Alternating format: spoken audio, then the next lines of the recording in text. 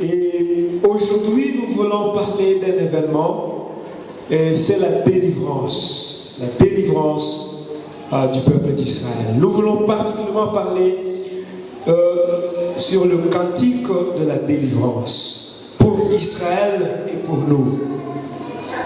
Le cantique de la délivrance pour Israël et pour nous. En fait, pour le peuple d'Israël, avant même de parler du désert, avant même de parler de la traversée du désert, il y a eu d'abord la délivrance. Et cette délivrance était très importante pour ce peuple parce que c'est à travers cette délivrance, comme nous allons juste le voir, que ceux-ci sont devenus peuple de Dieu. Le cantique de délivrance pour nous. Nous commençons déjà avec la délivrance pour Israël. Nous savons que cette histoire est longue. Ça va à partir du premier chapitre déjà d'Exode jusqu'au 14e chapitre. Tout au début, on nous montre la souffrance de ce peuple. Ils ont souffert comme esclaves pendant presque 400 ans en Égypte. Et ils pouvaient crier, personne ne pouvait leur venir en aide. Pourquoi? Parce que sous l'oppresseur, l'Égypte était la puissance mondiale de ce temps-là. Alors même si vous criez sous l'Égypte, vous dites que l'Égypte vous fait du mal, mais qui viendra à votre secours? Personne. Jusqu'à ce que le Dieu de leur père, le Dieu d'Abraham, d'Isaac et de Jacob, du haut des cieux, écoute leurs cris. Quand personne ne peut écouter nos cris, au moins nous pouvons nous rassurer qu'il y a quelqu'un au ciel qui écoute nos cris. Et il est venu pour les délivrer. Juste pour voir le résumé de cette délivrance d'Israël, Exode 14, 30 à 31 nous dit ceci. Exode 14, 30 à 31. En ce jour, l'Éternel délivra Israël de la main des Égyptiens. Et Israël vit sur le rivage de la mer des Égyptiens qui étaient morts. Israël vit la main puissante que l'Éternel avait dirigée contre les Égyptiens. Et le peuple craignit l'Éternel. Et il crut en l'Éternel et en Moïse, son serviteur. La grande armée de la puissance mondiale ébranlée, exterminée.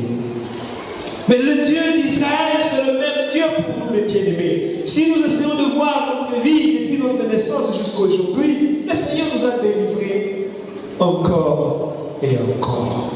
Nous savons que dans l'Ancien Testament, le peuple d'Israël, c'est le peuple de Dieu. Mais comment sont-ils devenus peuple de Dieu? Bien sûr, il y a eu la paix d'Abraham, et ainsi de suite d'Isaac et Jacob.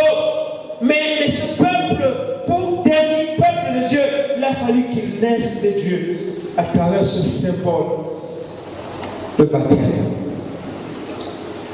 Et quand ils étaient ainsi baptisés, ils sont devenus peuple de Dieu. Et tout de suite, dans le désert, ils vont entrer dans le désert, ils ont fait l'alliance avec Dieu. Et le Seigneur leur a donné la loi, comme nous le savons. Le cantique de délivrance pour Israël, après avoir vu cette même puissance de Dieu, ils ne se sont point tus, ils se sont dit non. Et là, il y a une composition, je ne sais pas comment l'appeler, instantanée. Et ils ont commencé à louer le Seigneur, à glorifier le Seigneur. Et quand vous lisez ça, mes bien-aimés, vous vous rendez compte qu'en fait, ce que Dieu a fait pour eux, il le fait pour vous aussi. Parce que le Pharaon, l'armée des pharaons, ça peut l'expérience de chacun de nous et comment Dieu nous a toujours délivrés. Et ça, ce sont des garanties pour quelqu'un qui croit sincèrement au Seigneur, quelqu'un qui est enfant de Dieu. Ce sont des garanties pour nous.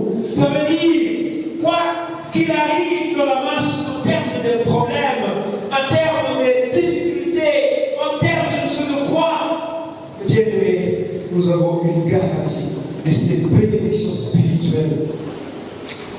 Alors, essayons juste, pour conclure, essayons juste de valoriser ces bénédictions spirituelles. C'est impossible de les valoriser en termes d'argent, parce que ça surpasse l'argent de très loin. Mais puisque nous pensons que les choses-là, l'argent, c'est ça la richesse, essayons alors de valoriser ces bénédictions spirituelles en termes d'argent. Le pardon de péché, par exemple. Imaginez les péchés que vous avez déjà commis depuis votre enfance. Et avant de croire en Jésus-Christ, c'est peut-être même après avoir cru en Christ, il peut y arriver. Mais si on vous attrapait, on vous amenait au parquet ou je ne sais où, il y a de ces péchés-là qui allaient coûter une prison à vie. Il y a de ces péchés-là qui allaient coûter des amendes qui demandent que vous vendiez vos parcelles. Il y a de ces péchés-là, ça veut dire, qui coûteraient tellement cher. Mais Dieu dit, viens, je te pardonne, je te lave. Je t'acquitte de tout.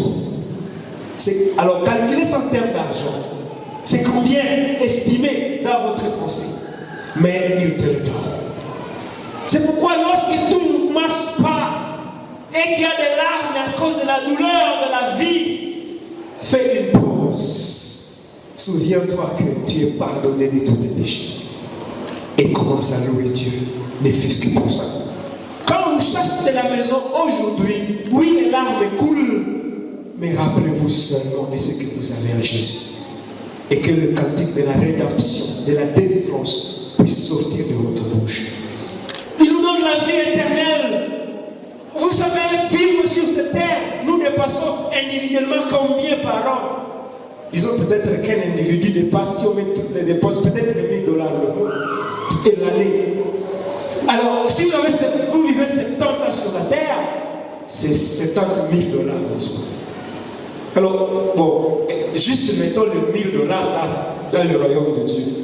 Année après, mais pour l'éternité. Ce sont des milliards, on ne saura même pas les compter. Et il nous rassure, ce sont des garanties que nous avons.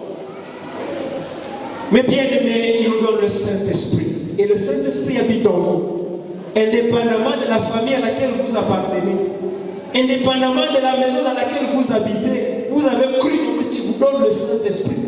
Qui vous guide, qui vous conseille et surtout qui vous donne la paix. Vous voyez, nous pouvons être submergés par des problèmes. Et nous pouvons même avoir des crises cardiaques, ça peut arriver. Mais si cela arrive à un chrétien, les mêmes fardeaux, si c'était porté par un païen, ça l'aurait écrasé dans une seconde. Mais nous, qu'est-ce qui nous rend debout malgré tous les problèmes qu'on porte? C'est le Saint-Esprit qui nous donne la paix. Alléluia. Amen. Et combien ça coûte? Combien ça coûte? Et enfin, mes bien-aimés, nous aurons un corps de gloire. Vous voyez, même pour ce corps que nous avons ici, c'est un corps qu'on ne peut pas trouver au marché. Alors, c'est un corps de maladies, de malaria, de typhoïde, de toutes sortes de problèmes. Qui pèse des fois, tu n'as plus besoin de ça. Mais il n'y a pas de prix pour ça dans ce monde. Mais le corps que nous avons en Christ, c'est un corps de gloire, incorruptible. Alors ça, ce sont des garanties que nous avons en Jésus. Dans notre marche dans le désert, chaque fois qu'on se bute à des problèmes qui nous font pleurer, qui nous déçoivent, souvenez-nous de notre cantique de la rédemption qui englobe toutes ces choses. Il m'a sauvé, béni soit son nom. Et le Seigneur va être glorifié.